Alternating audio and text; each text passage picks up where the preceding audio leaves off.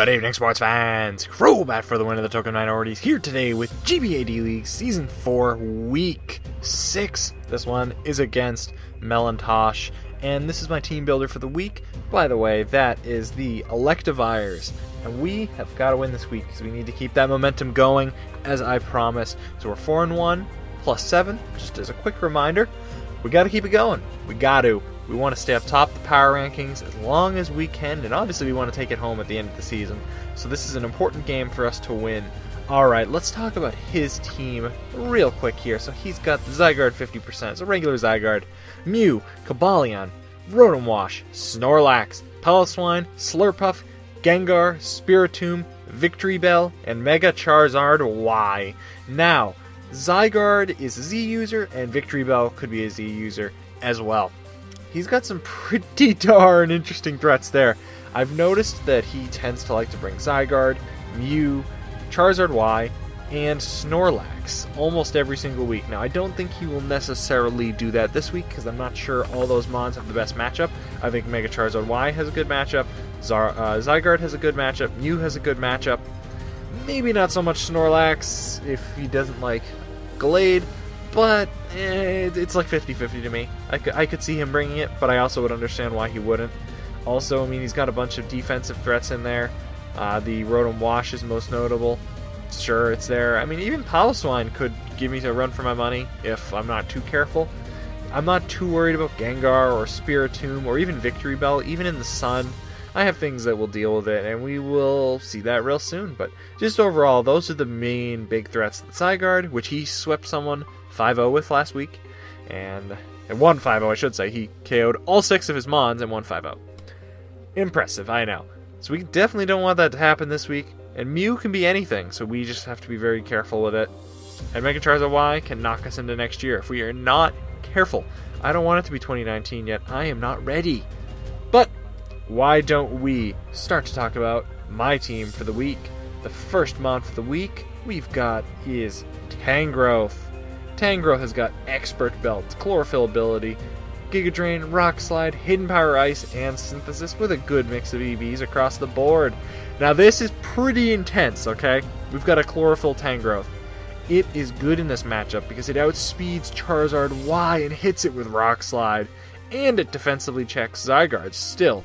Don't forget as well, we've got Synthesis, which works very nicely in the sun. So the Expert Belt is to guarantee an OHKO on Charizard Y with a minus attack nature. Hidden Power Ice is for Zygarde. It doesn't quite KO, but it does a good amount of damage, enough for a solid 2-hit KO. And we've got 156 speed to outspeed 252 timid Gengar in the sun, of course. And that would probably be just to hit it with a Rock Slide, maybe if it had like 30% health. But overall, we would probably not be staying in that situation anyways. But Gengar is pretty close to Zard, so considering his speed is doubled, it was better off. We were better off just applying that speed there.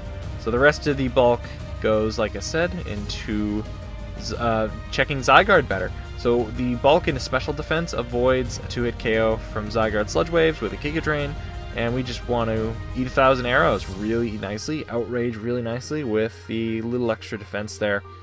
Now we can't forget as well that Giga Drain plus the HP Ice does KO the Zygarde, and it acts as a very good Charizard Y lure.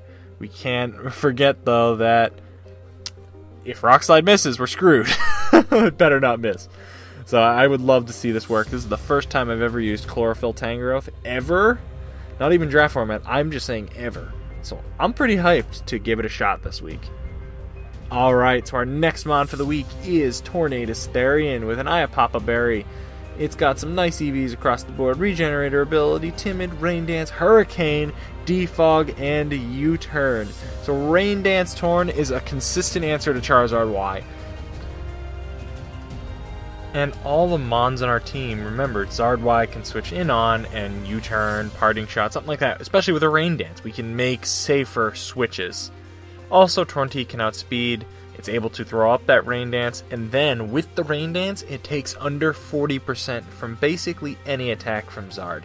Also, just to appease Tom in the power rankings, who has unfortunately made comments about my inability to hit a Hurricane. It also gives Hurricane 100% accuracy.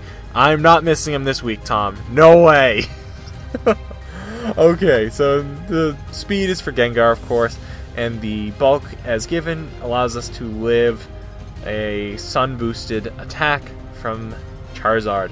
Iapapa Berry was chosen over Fly EMZ because he has quite a few Supersonic Strike or Z-Fly, not Z-Fly, Z-Hurricane rather, switch-ins that take, say, 40% or less. It'd kind of be a waste if we did that.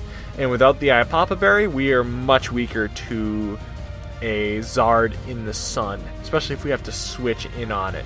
It could save us at least one misprediction or one mismatchup, and like I said, it could kind of get us a free switch into Zard.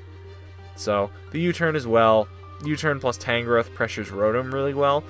Torn lures it in. Tangrowth can hit it right after, and it's a logical pair with Zard Y for good, super effective damage. Alrighty, so next up on the agenda, we've got Weavile, Lumberry, some nice EVs, Ice Shard knockoff, Low Kick, and Fake Out. Alrighty, so Low Kick is for a near KO on Cobalion, a knockoff plus a Low Kick KOs, which is really nice. So we originally actually had Pursuit, but decided that Fake Out was going to be better to stop Dragon Dance, Charizard Y from running through the team, because the combination of those two does a really nice job of checking it. The Never Melt Ice gives us a lot of damage from the Ice Shard. We really didn't want the recoil from the Life Orb this week, and that was a big reason, because we can't really spam Fake Out with Life Orb, if that makes sense. So, yeah, that's why we didn't do that. Of course, 140 speed Jolly outspeeds Timid Gengar, rest in attack and bulk, just as needed. And of course, next up on the list, we've got Mesprit. So Mesprit this week has, scrolling over here, Leftover, Stealth Rock, Psychic, U-Turn, and Ice Beam with a whole smorgasbord of EVs. I just love mixing my EVs. I've been getting a lot better with mixing EVs, and it's pretty neat. So, alright, let's talk about this. So we've got a very good lead matchup against Stealth Rock Cobalion. Hits it hard with Psychic. We could U-turn on the second turn in on its Volt Switch, possibly. And we could get the momentum that way. So obviously Rocks are very important for our matchup, given we have Zard Y, so that's why we got to run Rocks on Mesprit. And that would be maybe a hope to do turn 1, possibly, maybe, if he doesn't lead Cobalion. That would be nice. So the defensive EVs guarantee that we're out of 2-hit KO range from a plus 1,000 arrows from Zygarde. Ice Beams for Zygarde, 252 speed, outspeeds 0 speed Rotom W, and the rest is actually in special defense, just to give some general bulk. And yeah, that's basically Mesprit.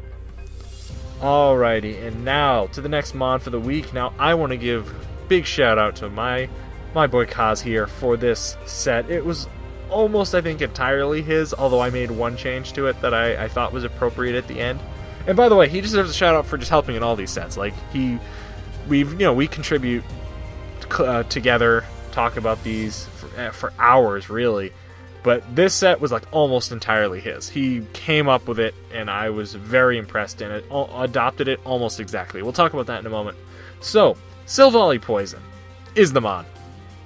And let's talk about its moves real quick. So it's got the Arceus System ability, Poison Memory, of course, for the item, Careful Nature, Parting Shot, Multi-Attack, Toxic, and Shadow Ball. Now, this seems really strange, I know, but it will definitely make sense. So first off, Silvally's Poison is tasked with doing a few things in this matchup. First, it's best as a defensive Gengar check. It resists most of its moves, pretty much all of them actually, unless he's really carrying a really weird Psychic or something like that, which does nothing to the rest of my team.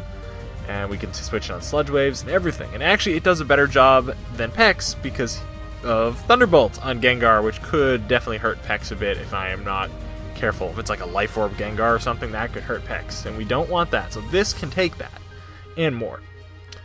Also, Poison typing is really good to wall Victory Bell if he's a Sun Sweeper. And this is an offensive check to Slurpuff. That's the third thing. And belly drum variants can be very threatening to this prep, and this can take an attack from a belly drum Slurpuff. And I like it for that reason. It does better than Pex, actually, given some of the coverage moves that those mons have. Alright, and so the 244 HP, 36 defense, avoids an Oko from a +6 Slurpuff return. The rest goes to special defense to take Gengar Shadow Balls or Sludge Waves or anything from Gengar, really. Now, we actually, as I said, originally had Crunch / Pursuit. We kind of were thinking of both, but that was Kaz's original suggestion. I think he had Crunch first as his recommendation, and then first off, there are a couple things. We forgot the Gengar gets Cursed Body, so if we crunch a Gengar, we're not going to be able to crunch the next turn. And second of all, Shadow Ball actually, it doesn't do more with a minus special defense nature, but it actually hits Cobalion for more damage and is able to break a sub. So between those two things, it ended up that Shadow Ball is better. And that was the one revision I made to this set, but other than that, I accepted it as is, and I really liked it, and I think it could be very, very powerful this week. Now, just to justify it a little bit further about the whole Toxapex versus Savali Poison, I know that Styx, shout out to Styx, was questioning that choice, and I want to explain it. You know what? It's possible Toxapex does do a better job overall at walling the combination of Slurpuff, Gengar, and Cobalion. Maybe it does the job better. Sure. Possibly. But it leaves us very vulnerable to Dragon Dance Charizard Y, because Earthquake does 84% max, and it leaves us vulnerable to DD Zygarde. Now against Savali Poison, both have to come in at the risk of Toxic or Parting Shot, and I don't think either of them want to do that. And really, though, that was the reason why we went this route this week. That and the fact that Toxapex was a bit passive, and things can set up on it, and we did not want that to happen. This is not passive. It cannot be easily set up on. In fact, it's kind of anti-setup with Parting Shot. Now, the final mon for the week, we've got Mega Gallade. So Galadite, Jolly Nature, Taunt, Close Combat, Zen Headbutt, Knockoff, and the Justified Ability, becoming Inner Focus, of course, after Mega Evolving. Now, let's talk about Gallade, our good friend Gallade. It has a pretty good matchup this week as it outspeeds Zard Y, it speed ties Gengar, it hits them all very hard. Now, we need a super strong stab attack to hit Snorlax. We want to stop or cycle and bury, curse, rest, talk, anything like that. So Taunt is there to stop Will-O-Wisp, or stop Will-O-Wisp and Rocks from Spiritomb and Mew respectively. Knockoff plus Taunt beats defensive Roost Mew. Knockoff was chosen over X-Scissor this week. Now I know we had this debate week 1 against Leo with the whole X-Scissor thing, but this week we determined Knockoff was actually better. So if Colbur Berry, Knockoff is a 3-hit KO against Mew. If no Colbur Berry, Knockoff is a 2-hit KO. X-Scissor is always a 3-hit KO. So Knockoff has a chance to be a 2-hit KO depending on Mew's set, whereas X-Scissor never will. So the KO is the same on Spiritomb regardless of the move, so it really does this about the same amount. Knockoff also can take the berry off of Recyclax in a dire situation type of deal. So like if he had, say, curses, 5 curses up and Close Combat does negative 5% damage, we could maybe at least keep wearing him down by getting him to stop recycling with Knockoff. But alright, that's my team for the week. Hopefully we will prevail. I certainly want to. It's a big game, so. Alright, now I just want to make a quick announcement that tomorrow's upload is I'm almost certainly be up late. I'm thinking at night probably. I don't think I'm going to have the time for the Sports Center this week because I'm recording this really early, and I'm going to be on vacation this weekend. I'm getting back Sunday, and so I'll probably have to edit the video Sunday. I don't think it's going to be as sports intensive this week. However, I'll more than make up for it next week when we play the Calgary Infernapes. Alrighty guys, so be sure to rate, comment, subscribe if you like this video. I look forward to seeing you guys tomorrow with the match. Peace.